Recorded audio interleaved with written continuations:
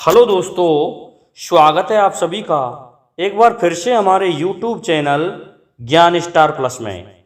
तो दोस्तों, आज हम आपको लेकर उपस्थित हुए हैं एक वीर पुरुष के 3 प्रश्न। और वीर पुरुष ने वे अपने गुरु से इस प्रकार से पूछे थे कि गुरुजी, मुझे मेरे प्रश्नों का उत्तर दीजिए जो कि मैंने स्वप्न में देखे थे। तो उनके प्रश्न थे कि जल नीचे से पहाड़ी की तरफ, ऊंचाई की तरफ बह रहा था। और दूसरा प्रश्न था उनका कि एक डाली पेड़ से कट करके अलग गिर पड़ी थी और सूख चुकी थी। उस डाली में नाना प्रकार के फूल खिले हुए थे। और तीसरा प्रश्न ये था कि कलयुग में देखने को मिलता है जो कि एक चुईया और एक बड़े चूहे के लिए घुर्रा रही थी। तो इस प्रश्न को रात में वो देखता है, तभी क्या होता है, उसके नेत्र खुल जाते हैं और वह अपने गुरु के पास भागा भागा जाता है। तो दोस्तों, इन प्रश्नों के उत्तर जानने से पहले यदि आप हमारे चैनल पर नए हैं तो आप सभी से मेरा निवेदन है कि आप हमारे चैनल को लाइक, शेयर और सब्सक्राइब अवश्य करें। साथ ही बेल आइकन को भी प्रेस कर दें जिससे कि हमारे वीडियो का नोटिफिकेशन आप तक पहुंचता रहे। तो दोस्तों, आते हैं अपने मूल प्रश्नों के उत्तर पर। इन प्रश्नों का उत्तर जानने के लिए हम आपको ले चलते हैं वीर आला की युद्ध भूमि में, जहां पर जयतारण का युद्ध हुआ था। उस समय की बात है जब पृथ्वीराज चौहान दिग्विजय के लिए निकला था।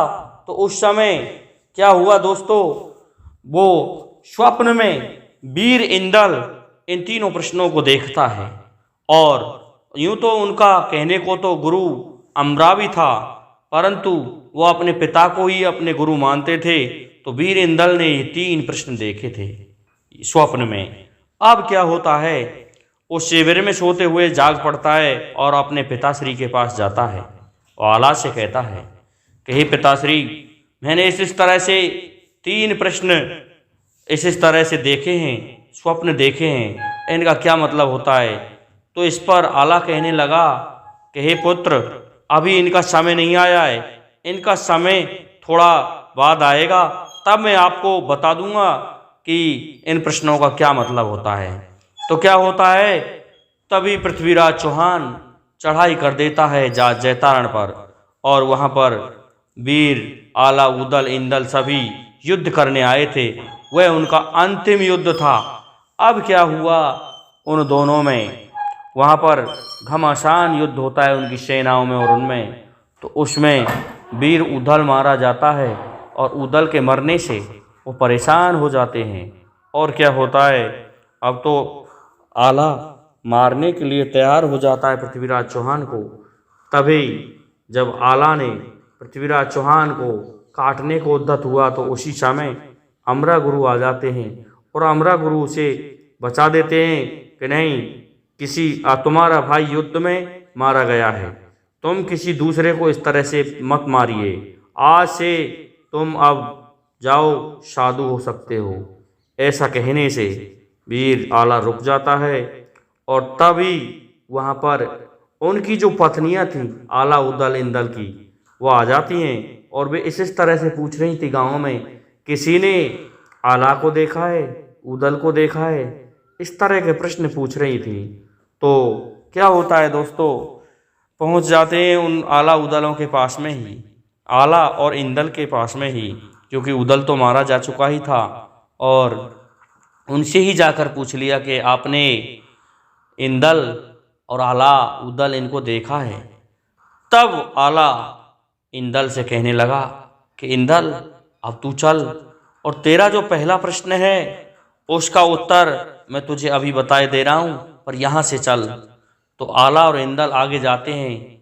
तो इंदल पूछता है कि पिताश्री, अब बताइए वो क्या प्रश्न है और क्या उत्तर है उसका।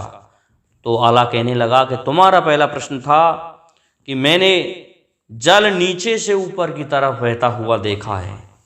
इसका मतलब समझ रहे हो तुम इंदल, इसका मतलब है अब कलयुग आ गया, इसमें स्त्रियां उल्टा हो जाएंगी और वे पतिव्रता नहीं रह पाएंगी, उनका धर्म नष्ट हो जाएगा, वो अपने पति को छोड़कर दूसरे इंसानों में रति करने लग जाएंगी और वे यहाँ तक है कि अपने ससुर जेठ ज्येष्ठ श्रेष्ठ जनों को भी नहीं देखेंगी। इस तरह से ये जल नीचे से ऊपर की बहता हुआ तुमने देखा था इंदल। तो इस पर इंदल कहने लगा, ठीक है पिताजी। आगे जब दोनों जाते हैं इंदल और आला, तो क्या देख रहे हैं कि एक विधवा स्त्री जो कि हाल ही में विधवा हुई थी, लेकिन उसके श्रृंगार देखे कि उसके अनेकों प्रकार के श्रृंगार कर रखे थे उसने, जो श्रृंगार एक सुहागिन स्त्री के पास में नहीं थे वो उस विधवा ने कर रखे थे। तो उसी के पास पहुंच जाते हैं और कहते हैं कि अरे भाई तुम्हारा पति कहाँ है और हम आज तुम्हारे यहाँ भोजन कर लें। तो इस पर वह स्त्री कहने लगी, मेरा पति नहीं है, मैं विधवा औरत हूँ। तो इस पर इंदल से आला कहने लगा, अब तुम्हारे दूसरे प्रश्न का उत्तर का समय भी आ गया है इंदल, देख लो ये तुम्हारा दूसरा प्रश्न सिद्ध हो रहा है। इसका मतलब ये हो रहा है इंदल कि देखो एक विधवा औरत जो कि पूरी तरह से नष्ट भ्रष्ट हो जाती है और उसने इतने श्रृंगार कर रखे हैं। तो तुमने पहला प्रश्न पूछा था कि एक डाली जो कि पेड़ से अलग हो चुकी थी और वह टूट करके अलग बिल्कुल सूख चुकी थी और उसमें नाना प्रकार के फूल खिले हुए थे, वे देख लो ये इन विधवाओं पर लगती है। ये विधवा अब नवीन तरह के अनेकों तरह के श्रृंगार करते हैं। रामचरितमानस में भी कहा गया है कि विद्वान की श्रृंगार नवीना जिस समय कलयुग की महिमा गाई थी।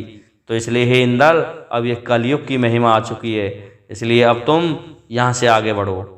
तो फिर चल देते हैं आगे और पहुँच जाते हैं एक बीहड़ में। वहाँ देखा कि एक पुत्र एक गांव में अपने पिता पर बार बार लाठी लेकर के पड़ रहा था और पिता बेचारा शर्म के मारे अपनी इज्जत बचा रहा था। तो इस बात को देख करके दोनों वहाँ पहुँच जाते हैं कि हे भाई तुम क्यों लड़ रहे हो। तो इस पर वह पुत्र कहता है कि ये मेरा पिता बेवकूफ़ है, इसमें बुद्धि नहीं है और ये कुछ नहीं जानता है, केवल मैं ही बुद्धिमान हूँ। इस तरह के प्रश्नों को वह पुत्र कर रहा था।